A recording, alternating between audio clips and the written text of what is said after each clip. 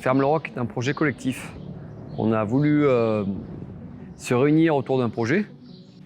Donc ce projet collectif, on est 6 associés. Et on a donc cette ferme centrale où on a additionné les 4 fermes, celle de mes parents, celle de mon frère qui était installé à 9 km, celle d'un voisin qui était à 500 mètres. Et moi, je suis arrivé sur le projet avec ma jeune sœur. Donc, je suis Céline Daldin, associée au GAEC de Fléchat, qui se situe sur la commune d'Orcival. On est à 1100 mètres d'altitude. La caractéristique de nos zones de montagne, c'est qu'on est des zones où la main de l'homme a peu abîmé ce territoire et donc ça nous permet d'obtenir des flores variées. Un produit a une vraie connexion avec sa ferme, donc on a un lien important sol, plantes, vaches. On a des vaches laitières, on est en transformation fromagère Saint-Nectaire fermier. Notre troupeau se compose en moyenne de 150 vaches laitières. Qui pâturent 6 mois de l'année, qui sont en l'hiver 6 mois de l'année.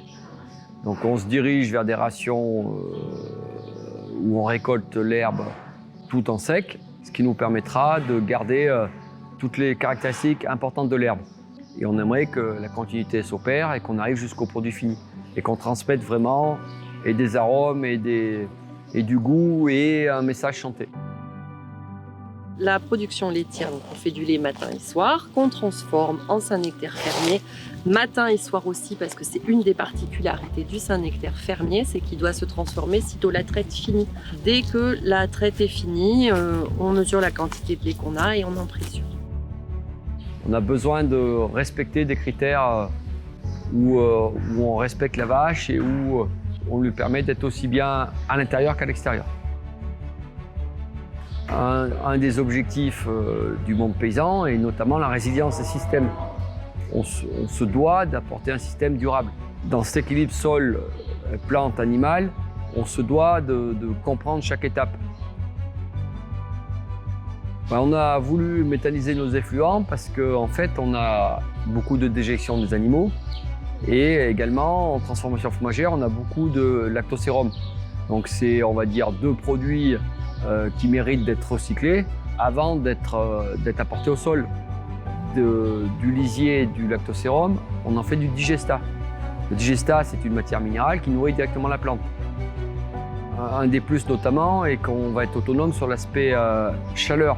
L'eau chaude nécessaire pour la fromagerie, l'eau chaude nécessaire pour laver la salle de traite, toutes ces calories vont être apportées par la méthanisation.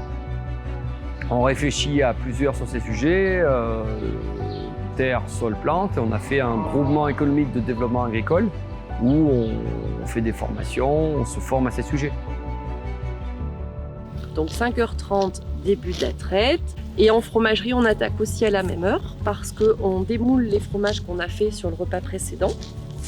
Ensuite, traite finie, on en présure. Ensuite, une grosse phase de nettoyage, que ce soit à la traite ou que ce soit après, on a une phase d'hygiène qui est très conséquente.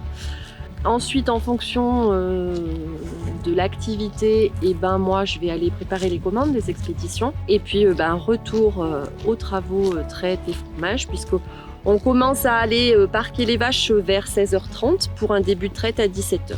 Donc, qui dure comme le matin, et puis après, pareil que le matin, et on sort de la fromagerie, il est 20h45. Et donc, 7 jours sur 7, puisque les vaches, c'est du vivant. C'est un métier de passionné. Donc après, il dépend beaucoup de l'avenir de la capacité à trouver des gens passionnés. Et notre projet, pour cette fameuse résilience qui m'est chère, se doit de renouveler ses troupes et de garder de la passion avec tous les nouveaux rentrants. Ferme le Roc a volonté d'avancer, mais pas d'avancer seul, d'avancer avec sa région, avec ses partenaires, avec un équilibre. On ne peut pas avancer seul, sinon on se perd. Donc on accueille beaucoup de jeunes dans notre ferme, on travaille à 14 sur le projet et on ferme jamais la porte à des rentrants. Les gens ont besoin de savoir d'où ils viennent pour savoir où ils vont aller. Et nos produits sont là, c'est le lien du passé au présent et à l'avenir. Et en ce sens, les paysans sont les garants d'un système et sont au centre d'une information qui doit être transmise. C'est eux les gardiens de la terre.